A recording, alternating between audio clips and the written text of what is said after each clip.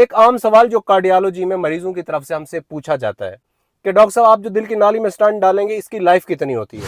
اکثر لوگ سمجھتے ہیں کہ سٹنٹ کی ایک خاص لائف ہوتی ہے، جب وہ لائف ختم ہوتی ہے تو سٹنٹ کو دوبارہ نکالنا پڑتا ہے، بٹ ایسا کچھ نہیں ہوتا۔ دل کی نالی میں جب تنگی آتی ہے تو اس تنگی والی جگہ پہ سٹنٹ ڈال دیتے ہیں، سٹنٹ اس جگہ پہ جا کے ڈائلیٹ ہو جاتا ہے، یعنی کہ پھول جاتا ہے، اور وہ وقت کے ساتھ ساتھ اس نالی کی دیوار کا حصہ بن جاتا ہے۔ سٹنٹ ایک بہت ہی پتلی سٹین لیس سٹیل یا کرومیم کوبالٹ کا بنا ہوتا ہے اور بہت ہی باریک ہوتا ہے۔ اس کی لائف والا ایسا کوئی سین نہیں ہوتا۔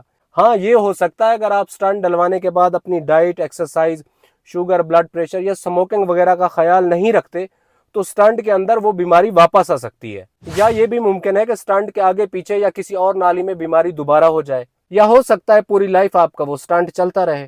اگر آپ اپنی ڈائٹ، سموکنگ اور اپنی میڈیسن کا پراپر خیال رکھتے ہیں تو آپ کا سٹنٹ پوری لائف چلتا رہتا ہے۔ اپنا ڈھیر سارا خیال رکھیے گا۔ That's it.